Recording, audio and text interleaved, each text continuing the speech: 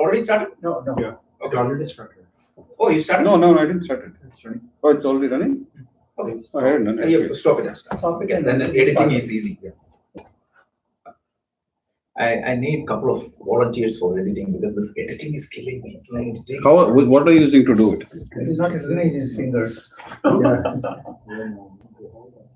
this is button here. That's the problem. Yeah, this thing is. Starting fresh. What are you using to edit? Filmora. We have the license. Oh, we do? Yeah. Okay. Okay. Okay. So listen to that. The Filmora is good.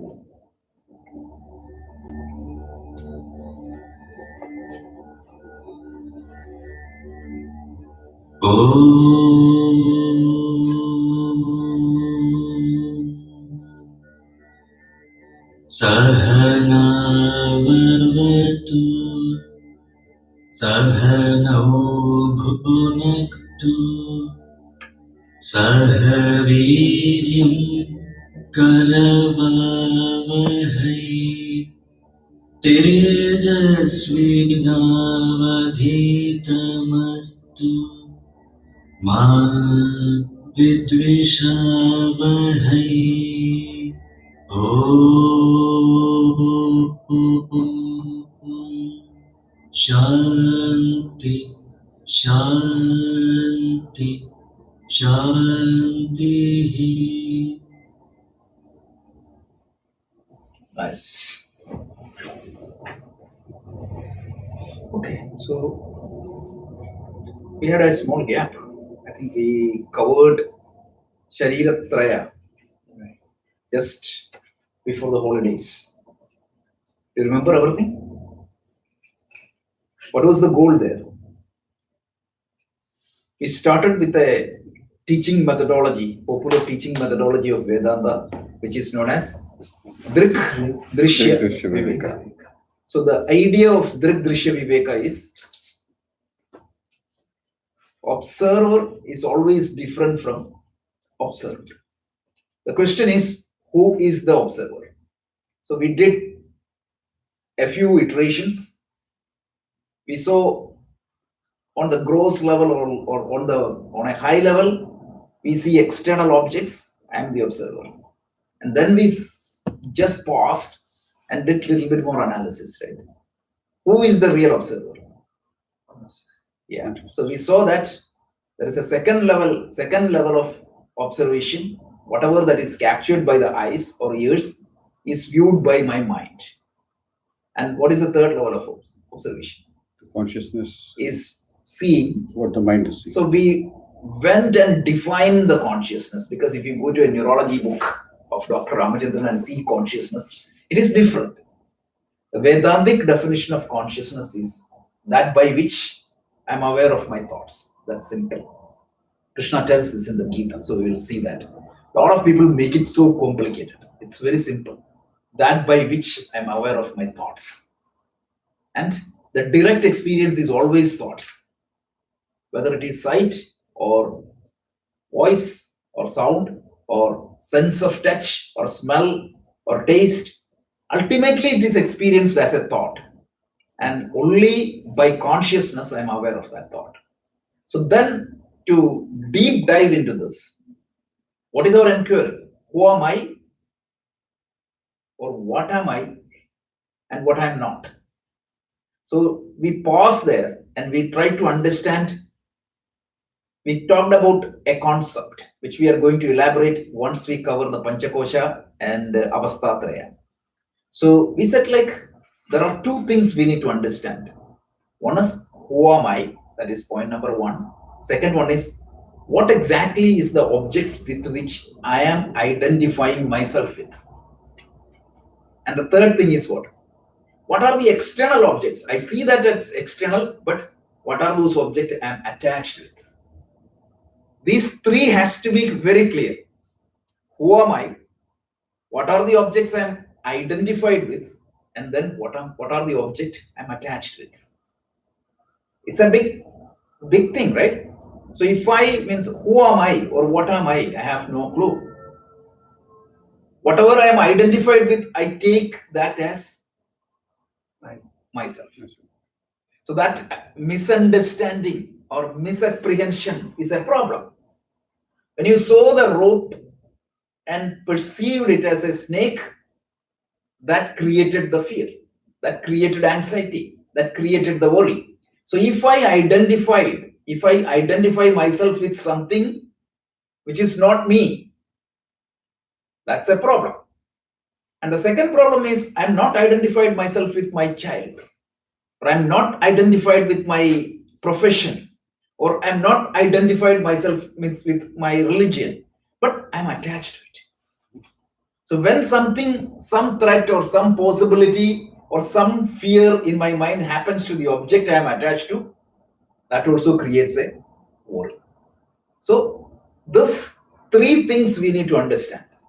And what is unique in Vedanta is not the teaching, because the same teaching you can see in the teachings of Buddha. The same teaching you can see in every teachings. The difference is the teaching methodology. Because the Rishi Viveka, you won't see that in anywhere. And the systematic unfoldment of these ideas, we won't find that anywhere.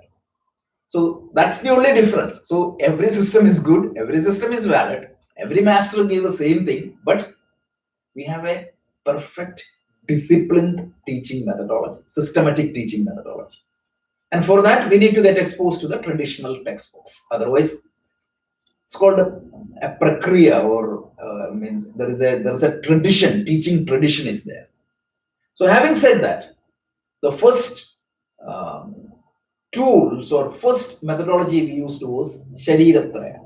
What are all the three different bodies? What is the idea? We said like Dehi and De means, we said who is a Deha, right? Deha means what? Dehana Yogya. That which is eligible to be burnt. So Deha we identified. Then we identified the Sharira. There are three Shariras we identified. One is physical body, Stula Sharira. Then subtle body. How many components were there? 19 components were there for the subtle body. The power of perception, the power of action, and Panchaprana. Panchaprana means 5 different vital energies. We saw that. So that's how 19 it came. And then the third component is the Karma Sharira. So 5 Panchaprana, then the mind, Chitta, Ahankara, and Buddhi. This is the subtle body. Karma Sharira means what? The total is up to 19, right? So 5 organs means power of perception 5, power of action. Not I made it very clear. It is not eyes, but the power. The computer has a camera, but there has to be an underlying software which can read from the camera. That is the power of perception. Without that software, the hardware is useless. Like that, the physical eye is part of its anatomy. It is the Stula Sharira, the physical body. And then subtle body is the second body, which we have 5 powers of perception, 5 powers of action, then 5 pranas, and 4 months. mana, the mind, the emotional aspect, the intellectual aspect, the memory, and the sense of I-ness. So mano, buddhi, chitta, ahankara. And then we saw karma sharira. Karma sharira is what? It is the causal body. So a lot of books from India will talk about as casual body. One fellow made the editing mistake, and then even the second authors started copying it. That is the funny thing. How careless they are, right? And then I told, right, we analyzed 4 different factors. The life of a physical body is the life of the, like maximum up to 120 years. The subtle body can potentially start at the beginning of the srishti or the manifestation. I hate to use the word creation, that's why I'm using the other words. And potentially it can go all the way up to pralaya. We use the word prabhava, and pralaya. In between, if it is self-realized or if it gain moksha, the subtle body will stop. What about the karma sharira? The subtle body won't go beyond one cycle. Remember, we made that point very clear. At the end of the cycle, the subtle body also will be dismantled, and it will go into a seed form, which is the karma sharira. And when the next cycle comes out, what happens? A subtle body will be created based upon the seed stored in the karma sharira. And then from the subtle body, the gross body will come, or physical body will come. What are the components of Only one Karma? component. What is that called? Avidya. Avidya, I didn't say that it's not ignorance. It's called avidya. It is called means prakriti. These are the words used in the scriptures. Okay, so this is what. Why did we say all these things? It's not a philosophical discussion. It's just to make sure that you are different from all these things. So instead of saying who you are, the approach is saying who you are not. Chakras and all. That is different, right? It's a different. It's not directly connected with the Advaita Vedanta. It is Kundalini, that type. It is connected, but that's a different teaching tradition. See, India has multiple teaching traditions, right? Even the Vedic teaching traditions itself is how many? 6. You have Mimamsa, you have Nyaya, Vaisheshika, Sankhya, Yoga, and Vedanta.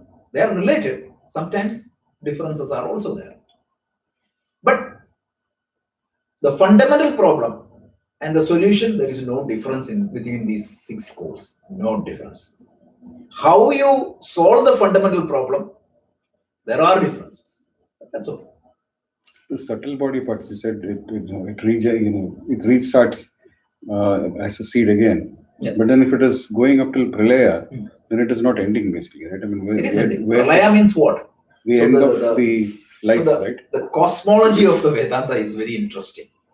So, let me take 5 minutes. Remember the Gita class, I quoted one verse from Shankaracharya.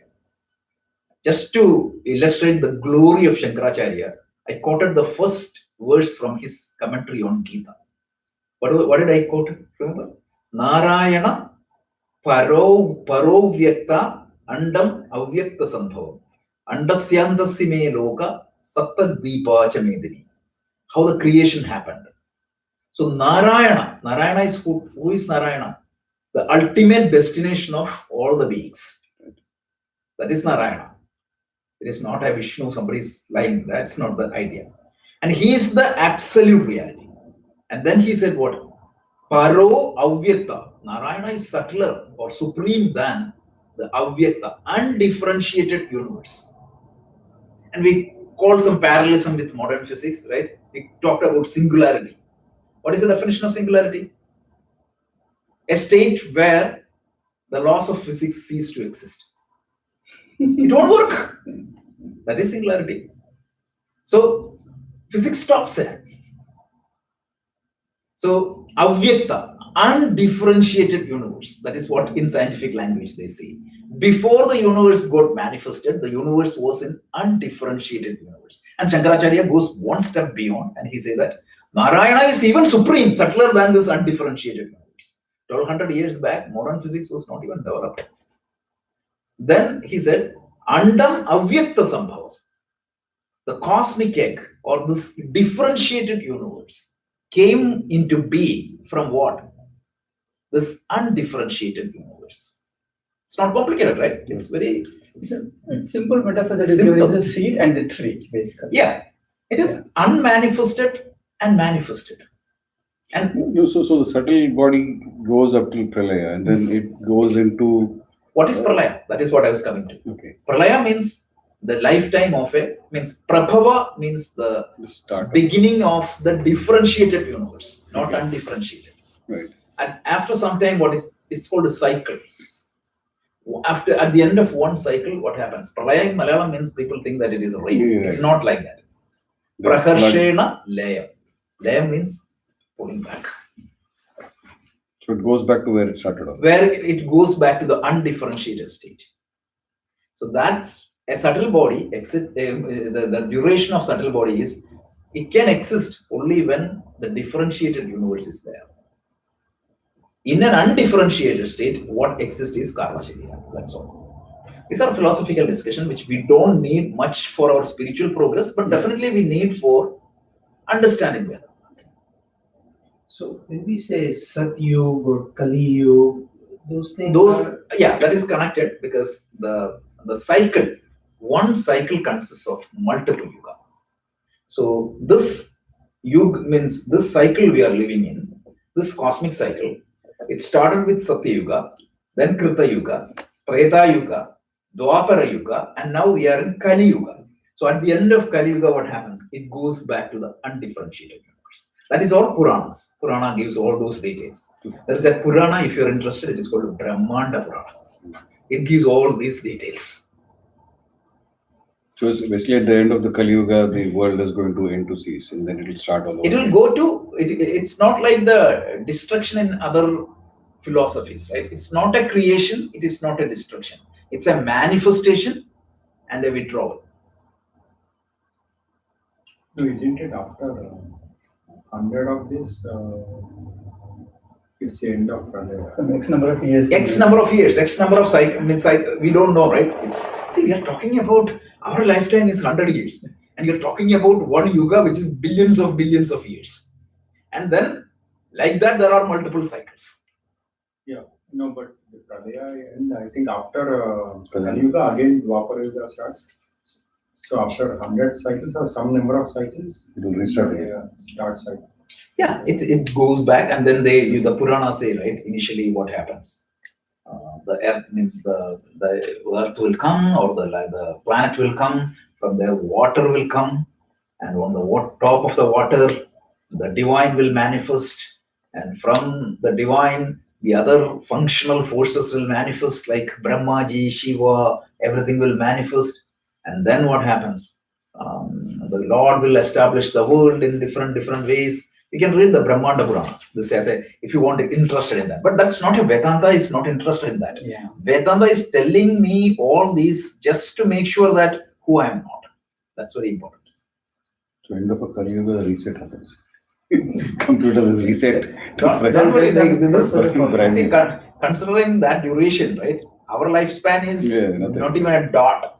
So even our 20th generation, it won't even be a dot in the whole graph. So let's continue. So this was the Sharira Traya.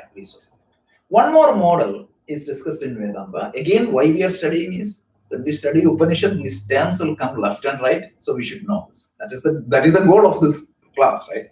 So we are studying the key concepts so that we are making us eligible for the study of Upanishads. Means without this, if you go and read any book, you will not understand anything. So it is called a Pancha Kosha. Pancha means what? Five. Kosha means what? Parts. Layer or sheep. Again, it's again another model of the human body. Shariratraya was a model. I always want to go to the mathematical definition of the model. What is a model? It's important to understand that before we get into the model. What is the definition of the model? You all studied computer science. Those who studied computer science, you studied simulation and modeling. Yeah. The first chapter is defining model. The definition of a model is an abstract representation of the reality. That's the definition of a model. You have a big house. How do you model that? With a small diagram. Right. When you say abstract representation, there is no one-to-one connection. It's only a representation. Right. And your body can be modeled for a doctor and for a fashion designer. It will be totally different.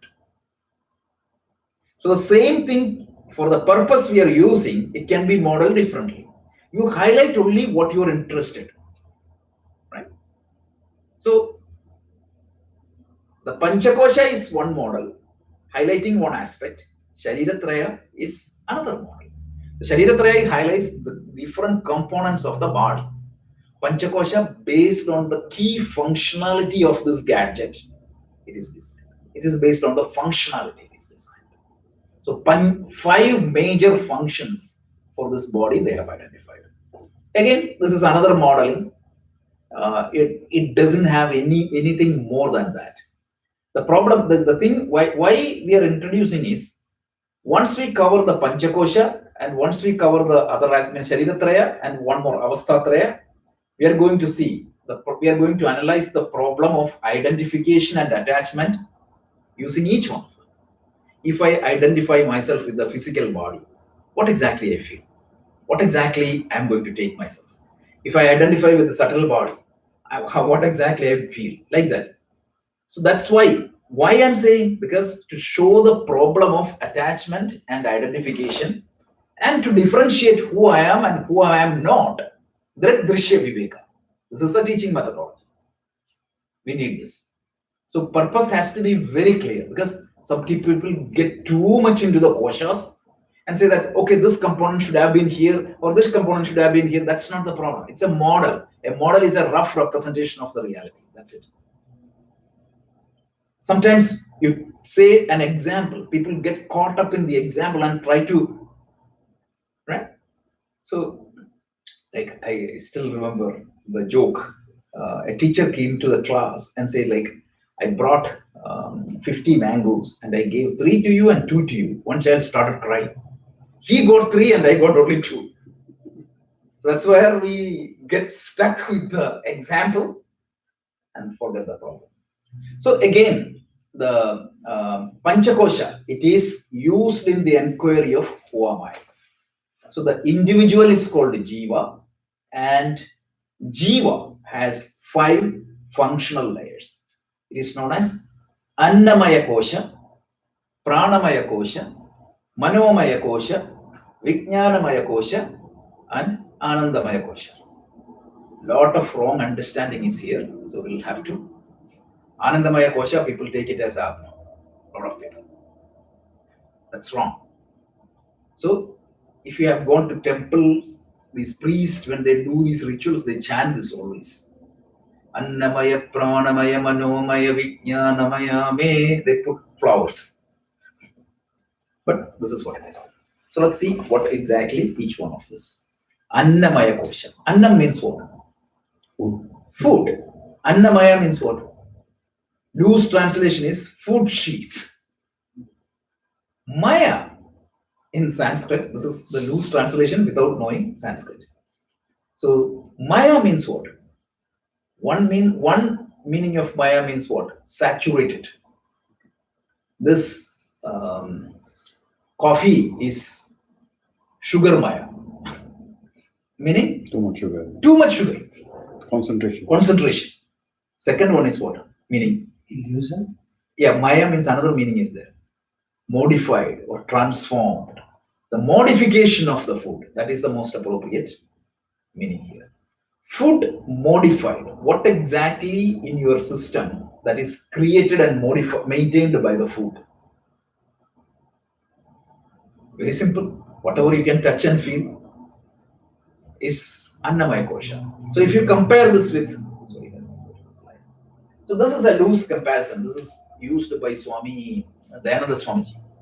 This one is called Matryoksha notes in Russian. It's a Russian. Yeah. So it's like different layers. That's it. That's how One Panchakoshas one. one. Yeah. But Atma is not confined, because I'll tell you one common mistake in these. So then Swamiji again called these books as paperbacks. What they make. I'll show you that. But before that, yeah, this is the most common mistake people do, right? People just limit the Atma to that yellow. Atma is outside also. Atma is everywhere. So you have to understand, means this is, let's talk about one. One is called the physical sheep or the Annamaya Kosha. Then vital air or vital sheep, mind sheep, intellectual sheep, and bliss is okay. But bliss is not really ananda. When you say sheath, you mean covering. Covering. It's a layer or covering. It's like from where the sheep comes, the snake. Right? Yeah, sheath. Skin was. Then it is what is gross body or the physical body? Again, the gross body. We talked about that. Sounds gross. Yeah. I know Annamaya Buddha, can we say same as Physical body. Yeah, physical. That's exactly what it is. Yeah. So the pranamaya, when subtle body is the pranamaya, manomaya, and vijnanamaya, a little bit combination is pranamaya. And then causal body is the anandamaya portion. And the atma is completely different from this. So look at this atma like this, right? You saw that doors, one after the other after the other. What exactly atma there? The space. Is the space is limited by the layers? Absolutely not, right? So when I have a port placed here, there is a port space. It's only an appearance, right? That limitation is imposed by the size and shape of the port. But the real space is not constrained by port at all. So like that, Atma is everywhere. Or the consciousness is everywhere. But that means port just limit and creates an appearance that it is separate. That's all. So in lot of books you see, the Atma means that's why this yellow color is separately put and represented.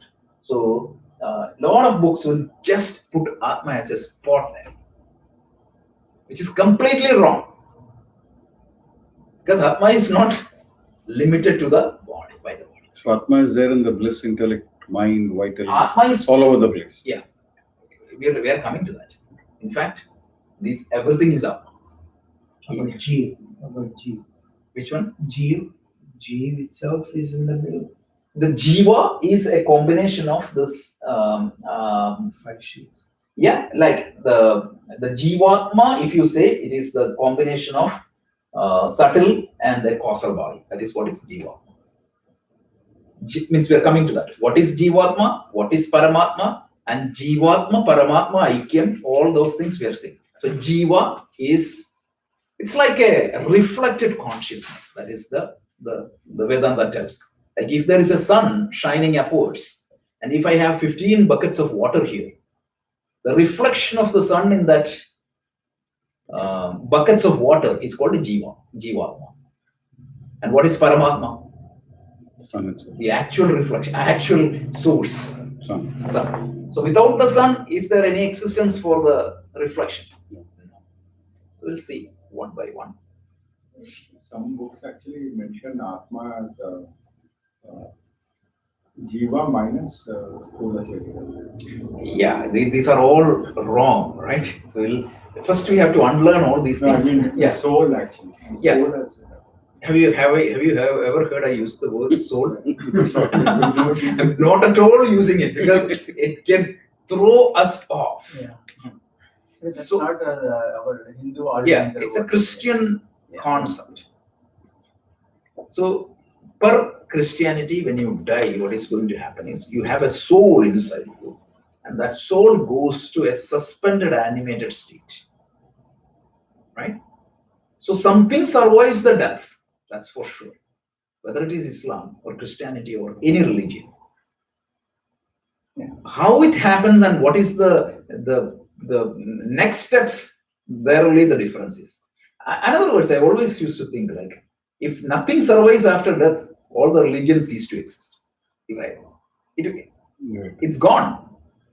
Because maximum you do some meditation or yoga and pranayama, be here and attend some pep talks and self-help book, that is good enough. So if that is gone, the relevance of most of the religions are gone.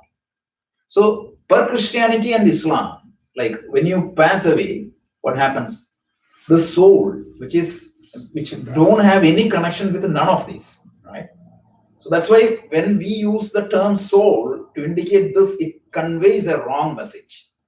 So at the time of death, the soul will survive, and that soul will be in a suspended animated state, and it will be awakened one particular day.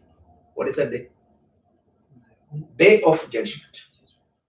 So on the day of judgment, under Saint Peter, you will be judged. You will be judged based for what you have done while you were In this life, yeah. while you had the physical body. So if you have done all good things, what happens? Go to heaven. Heaven. You permanently goes to heaven. Yeah, no rebirth for them, right? Yeah, permanently. No, there is no need of rebirth. You are not dying there. You'll be, a body will be created for you, and you will go to heaven. It's a permanent, that is. Permanent. And then if you go to the other side of the equation, you got only one chance. That's the problem. Permanently dead. And then some religions, right? This is not to criticize anybody, but just sharing the facts. Some fanatics will say, not the religion. I don't want to attach this ridiculous logic to a religion or a master. Jesus Christ's teaching was fantastic, as good as any rishis. So we have to respect that. But some fanatics will say, what? Even if you're a good person, if you haven't called the God as Jesus, you will be in hell. You don't believe in Jesus, then you go to heaven. Yeah. So one pastor in Texas, he was so worried that even Gandhiji is going to hell. No, but the best part with them is, even if you've done all bad things in your life, At the end, if you repent, you still go to heaven. go to heaven. So that's the heaven-bound philosophies. The important point is that, as mentioned, it's a permanent, that is. Yeah. Right. But according to us, so-called, it's only a temporary place. That Higher plane of experience. That's exactly, yeah. Once you exhaust that karma, you'll come back again, that is. So 8th chapter, we are going to see that, right? Mhm. So it will say like, once the punyas exhausted, you'll be thrown down. Like you won't get permanent residence in heaven. All the visas are temporary. So then basically we should all convert to Christianity. Because we all would get to go to heaven. We repent. See, the problem is what? First of all, whether there is a heaven or not, We don't know. can that be verified? That's true. Second thing is what? If you go to heaven, whether you like heaven or not, is that verified? Third thing is, by following this advice, will you end up in heaven? Yeah, it's also true. All the answers will be given only after death. Post-mortem rewards, right? So, So at least here you have chance to come back and repair your issues and go back again. here at least you can come back. Restart the whole thing and go again. Yeah, see, these are all misinterpretations. See, if you read the book of John, you will understand what exactly Jesus' teachings meant.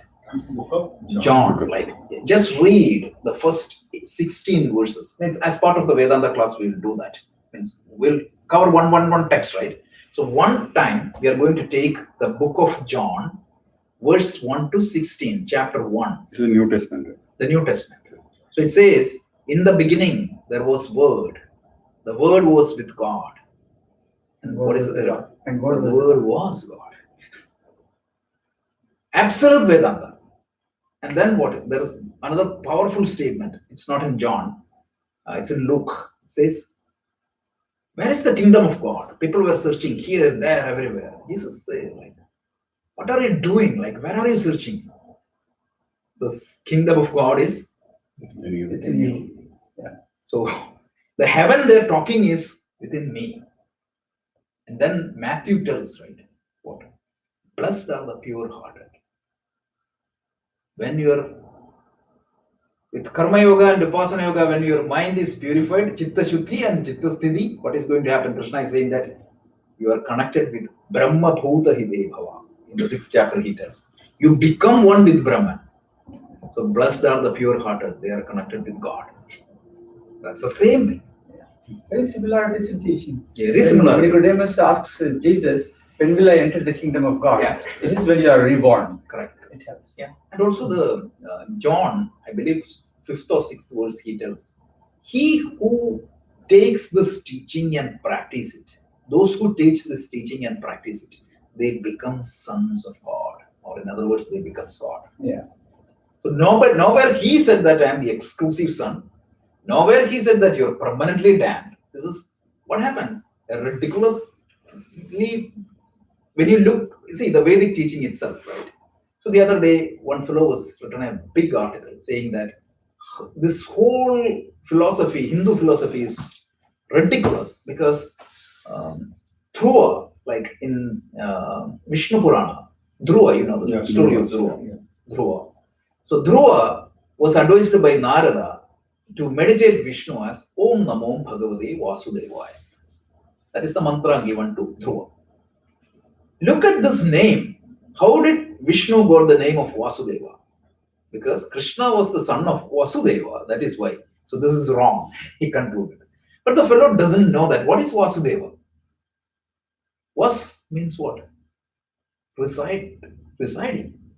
So the one who Deva means the Lord.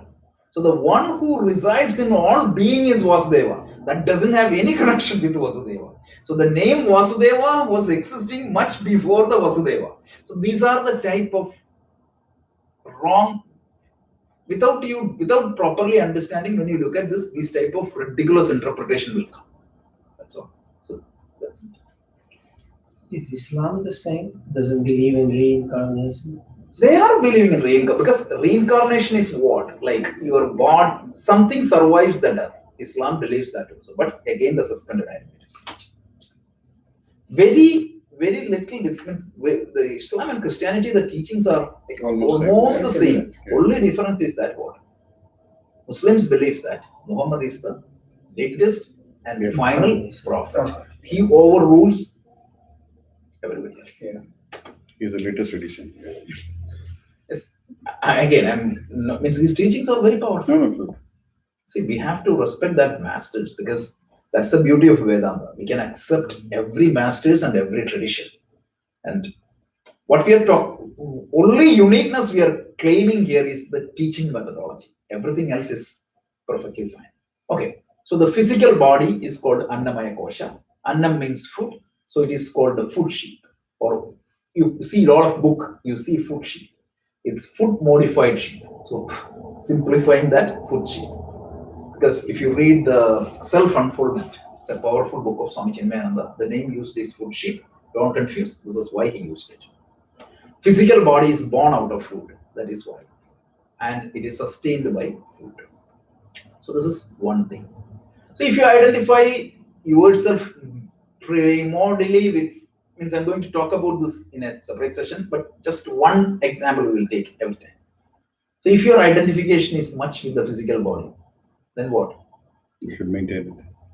That's good. You have to maintain it because if you have a laptop, you have to maintain it. What we are saying is that it is not me, but it's a powerful gadget available to me. So you have to maintain it. But you will be so much worried about your physical health. Means you have to be worried, but what I'm saying is that you will be obsessed with that. For example, when you get one gray hair,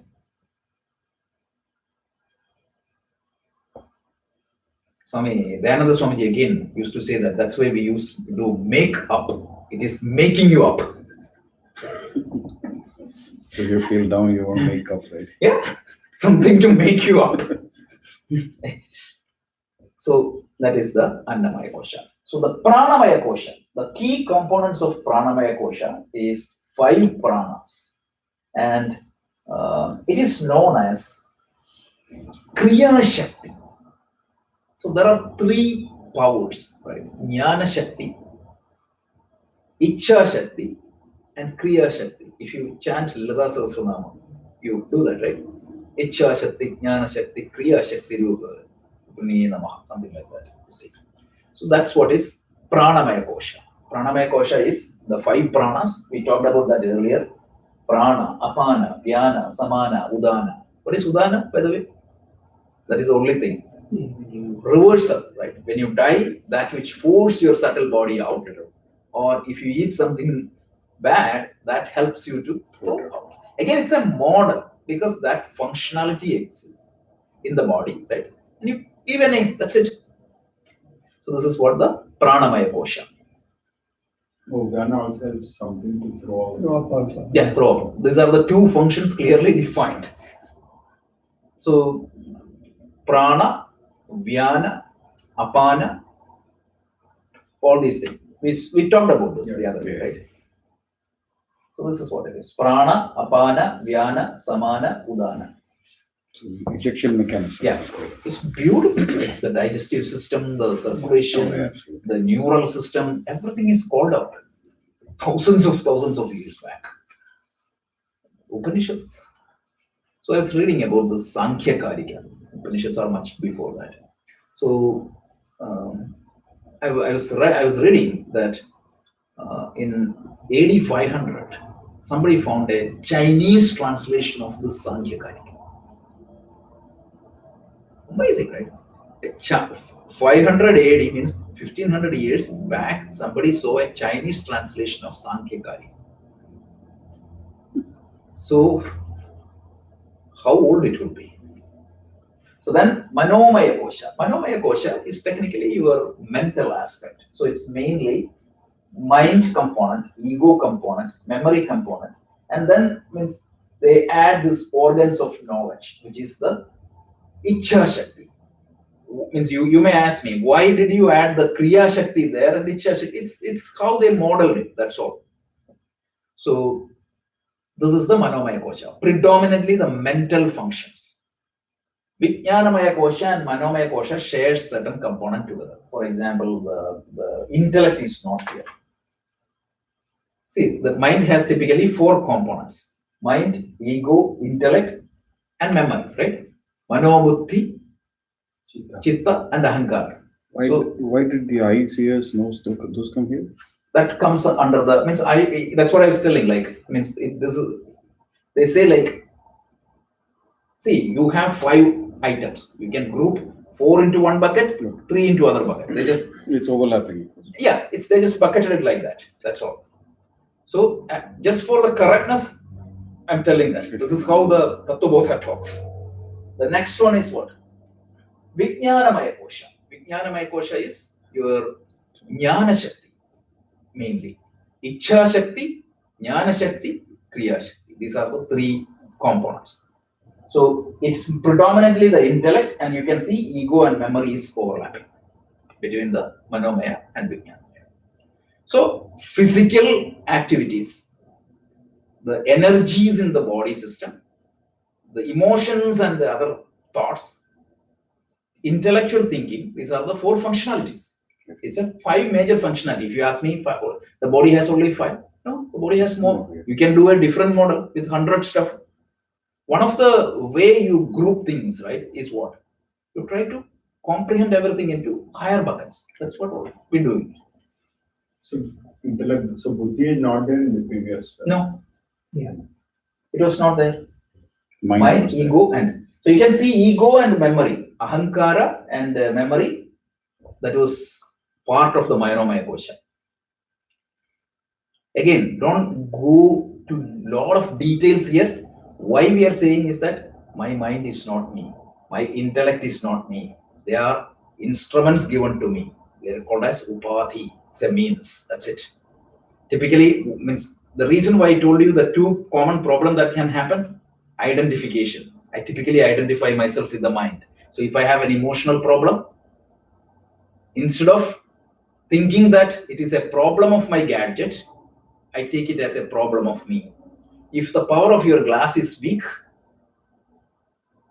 do you think that it is a problem of yours? No.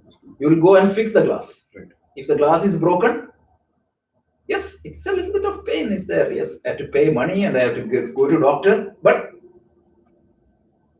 I can always get that. So like that, if the mind has a scar, you can bypass that scar.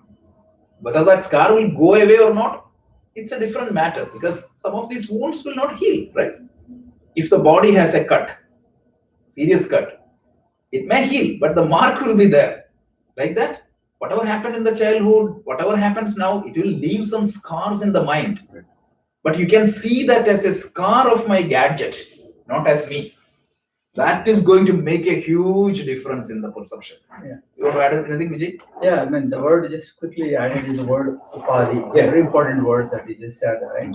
So that means, you superimpose all these things, we superimpose with these ones, right? And my grandmother used to ask, actually, in Telugu, we typically call it, did you find some upadhi? That means did you find a job, something, right?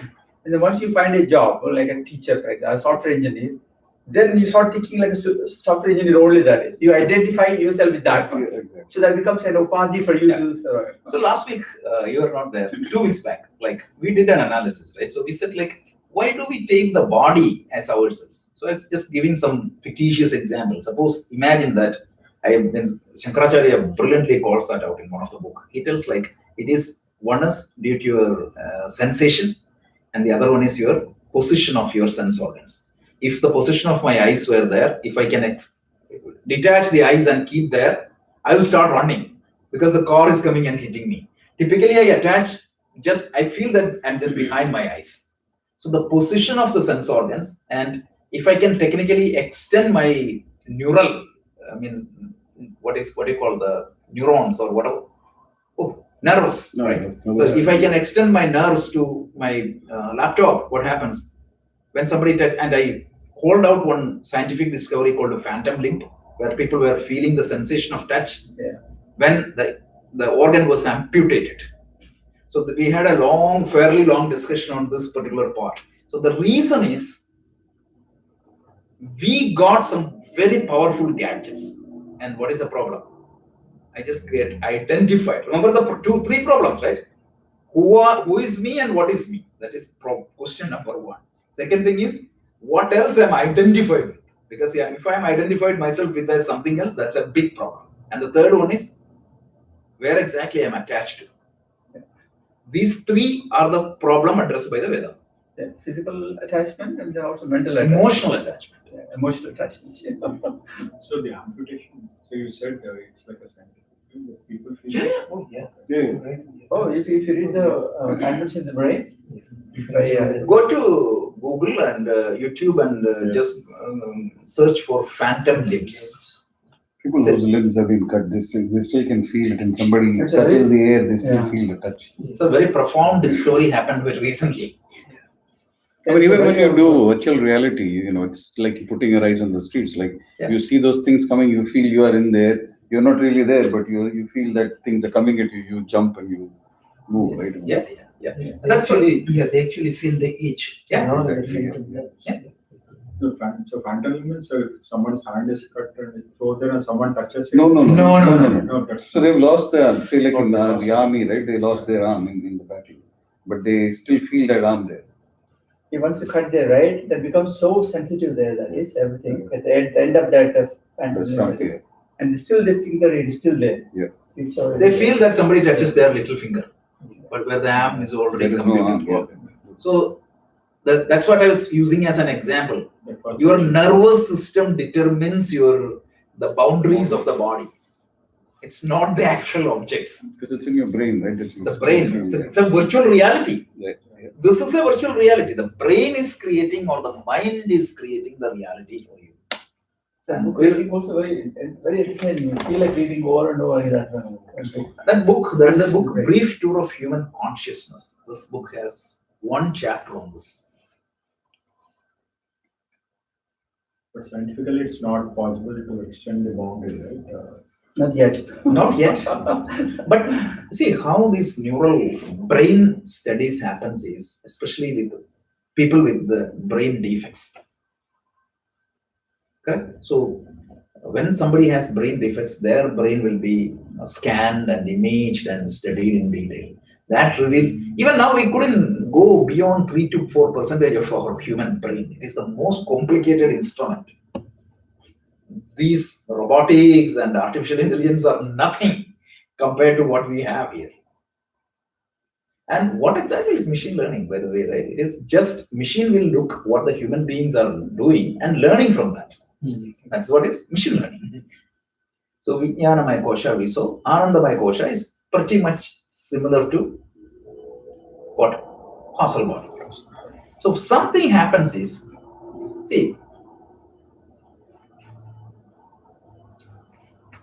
all the things will be dormant there. But some scriptures, I think some Prakarana Granthas, I forgot which one it is. They gave like one example. Suppose it can be considered as the unconscious mind also in the human system. Like there is an unconscious mind which never got exposed. So sometimes what happens, you cannot resist the pain or the situation. What is going to happen? When too much power goes through a circuit, It will break. fuse Right. will break like that. The fuse will break and you dump everything into the unconscious mind. Sometimes,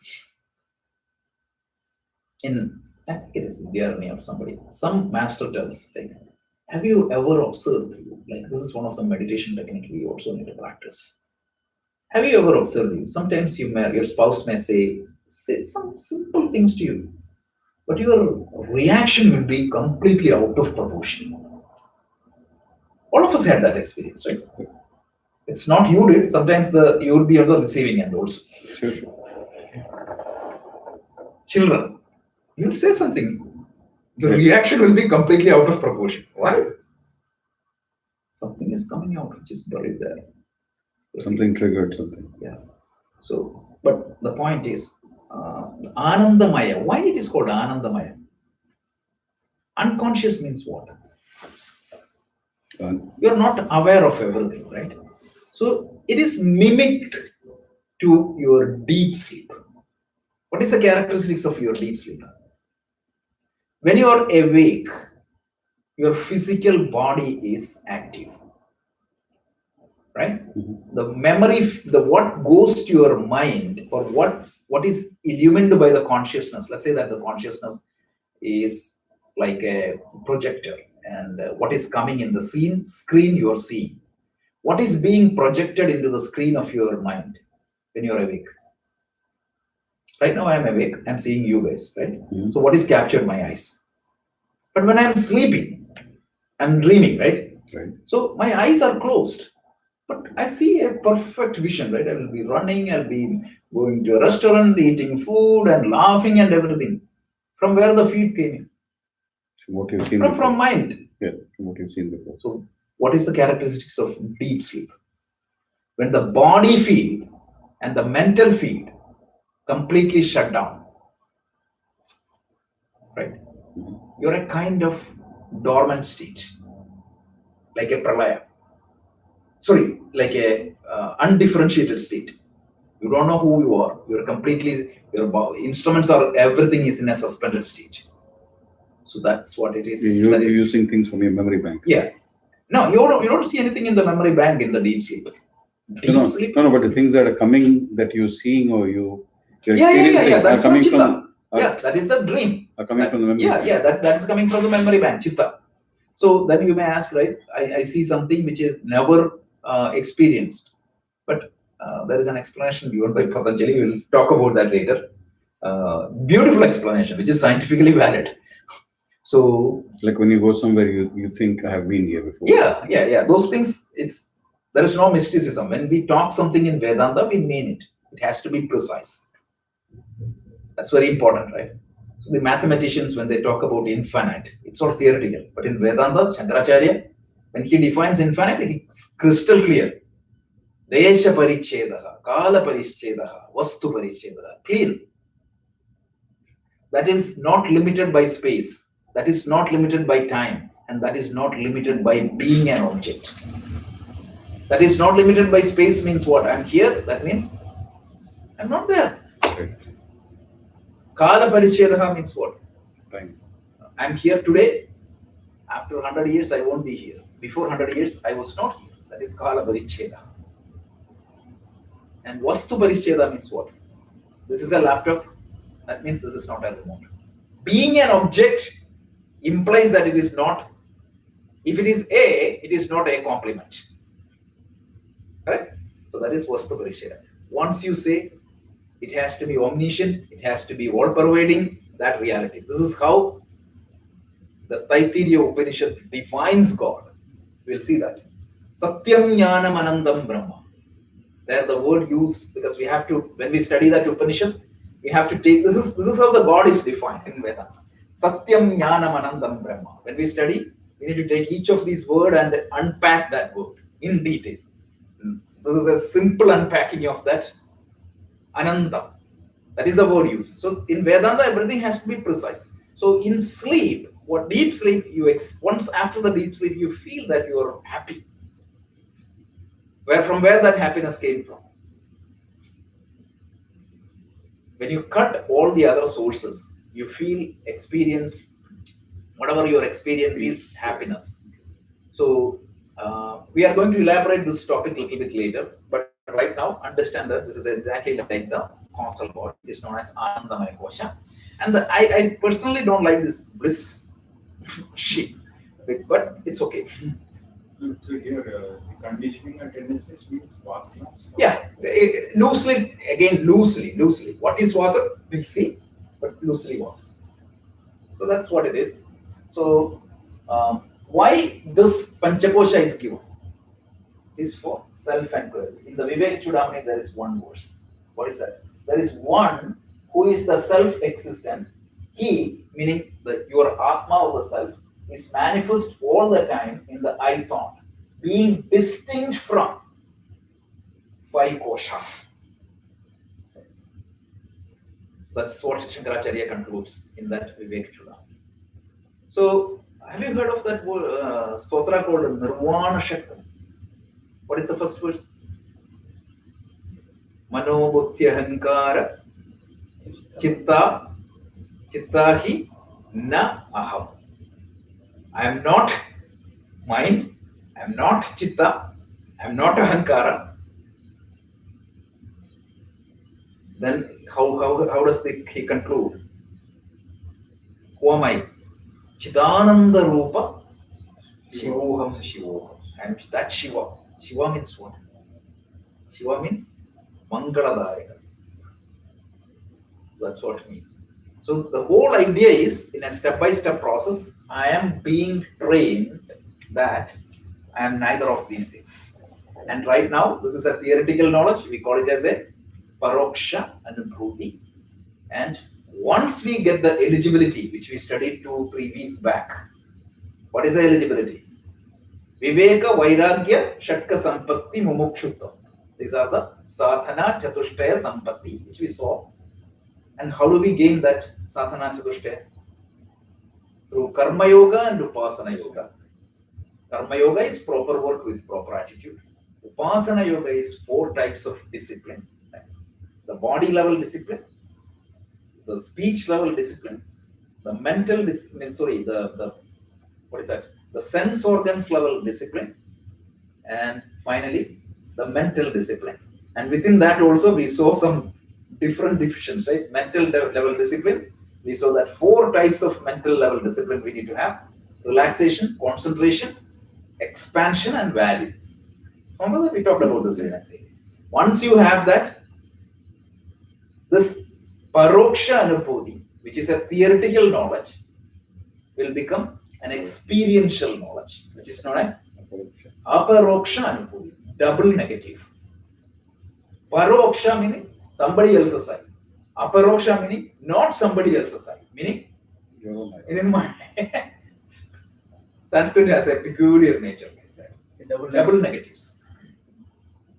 That's what it is. So now we'll go and see next week, third topic. Sorry, the next part in this Drisya Viveka. And then we will see this attachment and awareness. If you are attached with Annamaya Kosha, what would you do? Or when you are so much obsessed with a certain thing, which Kosha you are attached with, identified with, not attached, identified with. And then which Sharira you identified, and which Avastha you are in. These 3 we need to do. We'll do a chart that will complete the Drisya Viveka. And then the second mode of inquiry in the Vedanta is looking out. The first main mode was looking in, looking out, right? What exactly is the universe? Technically, if you have everything, what is the fundamental building block of this universe? Kasminno Vijnade Sarvamidam Vijnadam Bhavati. It's the Mundaka Upanishad. So these 2 culminates at one point of time, and we need to understand another topic called orders of reality. That's very important. And then we need to understand a little bit about the so-called creation theory. I would say Srishti. Srishti is not creation, but how the whole thing happened. And then we need to understand what is the nature of that Atman or Brahman or the consciousness. And then we have to see how I am connected with that Atman or Brahman. This will conclude our 9 more sessions will conclude it. 8 more sessions will conclude it, and we'll recap it. I would say just go and read one book called Tattva Bodha or Atma Bodha if you have. So, Annamaya Kosha, that's like no, sorry, Anandamaya. Yep. So in that Anandamaya Kosha, the word it means it's always Ananda or it's not? See, when you are identified with Ananda, you will feel that means Anandamaya Kosha, you will feel Ananda because then your body means the mental feed is cut off, your physical feed is cut off. If you had a deep sleep, what was the experience of that deep sleep? Joy. That's why it's called Ananda. But Not all the time. Not all. Deep sleep. If it is a deep sleep. No, I mean, deep sleeps are not always joy, right? And, Now you feel that you are relaxed, the deep sleep. That is what the Ananda. Ananda is what? It is not bliss. Ananda means the happiness arises, right, from within. That is Ananda. And that is which is uninterrupted. But the problem is we can experience that only at bits and pieces in the current state of our experience. How to extend that 24/7 is the whole process of this Vedanta. So in Anandamaya Kosha, so it means basically it's not consciousness, does it? No, Anandamaya Kosha is not consciousness. Consciousness is totally different from All the five. Annamaya and all these things. See, the whole point of explaining these 5 is there's a very good chance that I get identified with each of these. Or all, why not all of these? But if Anandamaya Kosha has tendencies, then why is it named Anandamaya Kosha? Because tendencies are not necessary. I agree. The naming is confusing a little bit. Because people always take it as spiritual shit. It is definitely not the supreme joy you are experiencing with self-realization. Absolutely not. This is just technically called as Anandamaya. Even in the other explanation, like the matter by which the causal body is made is called avidya. That is also confusing. So these two names are sometimes the Sanskrit is so context sensitive, right? For example, the word Atma can be used as Paramatma, it can be used as Jivatma, it can be used as your mind. Some places you see that it is used as your body. So it's context sensitive. Languages are always 2 types, context sensitive and context free. We always quote Pascal and C if you study computer languages. Pascal is a classic example of context free language. If you write one statement, you can predict how it is going to execute. Whereas in C, have you heard of the famous problem called a dangling else? Yeah. Where the else is going to be executed, God knows. Yep. So the Kosha's model, the scripture is Yeah, all this is from Upanishads. Upanishads, these are all Upanishads and the Prakarana books. I'm not talking anything by my own. It's all scriptures. I recall, I'm sorry. Yeah. no. So far, if you want to study more on Kosha model, You were saying Tattva Bodha, right? I think the Upanishad, we'll see that. Yeah, we are going to study that. Yeah. You were saying Tattva Bodha. Tattva Bodha is there. Tattva Bodha is, what is that? The other day I explained what are all the layers of our scriptures. The fundamental scriptures are Vedas. Upanishads are part of that Vedas. And that is known as Shruti, because that is directly heard from the Supreme. That is what it is believed. The second tier of scripture is known as Itihasa, Ramayana and Mahabharata. That which has Itiha, meaning thus it happened. So some history is there, plus some additions are also there. Vyasa clearly told.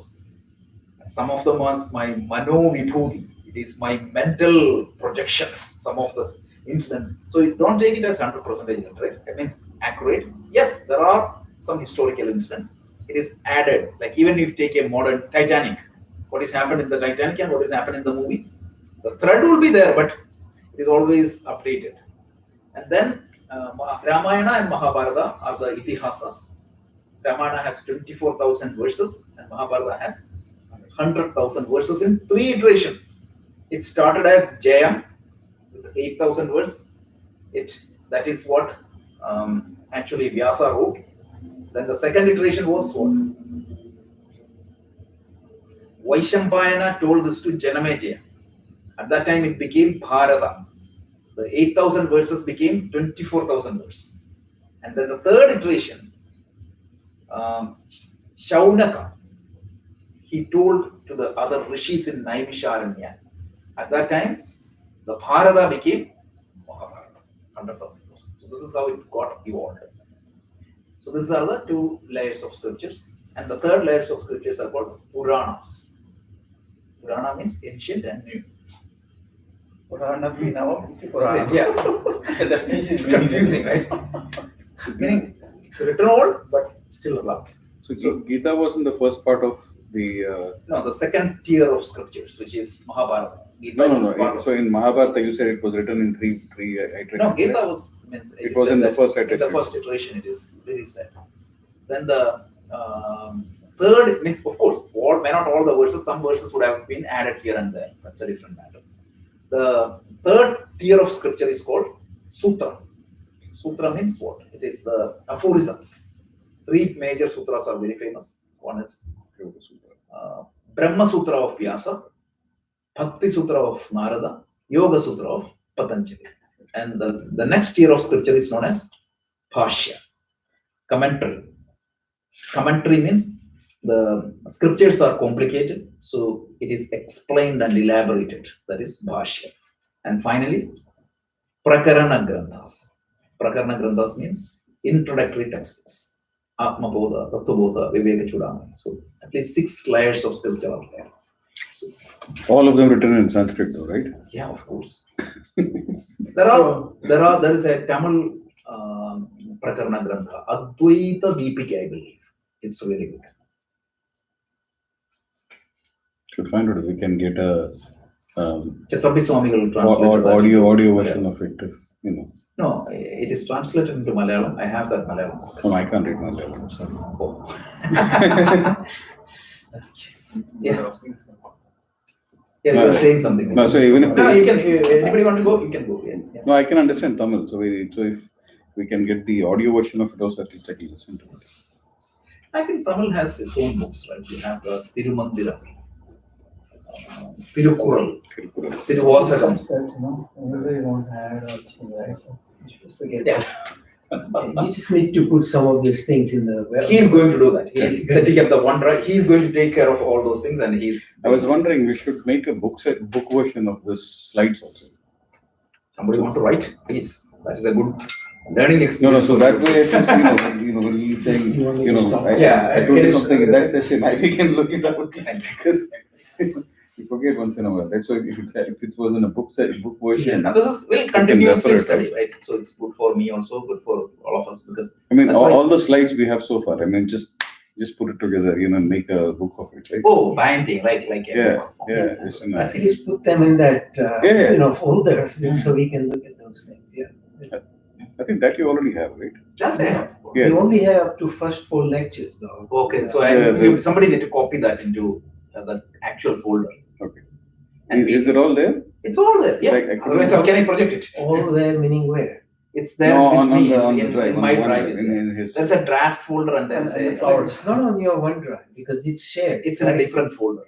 That's Oh, yeah. okay, Somebody okay. has to move it. That's all. I'll Oh, check then, it. and give us authority. Yeah. to- So he's No, the one that you have, the one that you already have, I'll have just moved to it. Oh, So- okay, okay. So Yeah, that- yeah. that way you can He has access taken it. that water here. He will do that. Actually, we just got OneDrive, so Yeah, so we'll he's going start to a put fresh. everything. Yeah, okay. Gita. Can create a proper folder structure and then you just put everything in there. Good. Thank you. Yeah. Sorry, like sometimes these are just in time. These slides were prepared yesterday night. So, but that's why if somebody else is copying it, it will be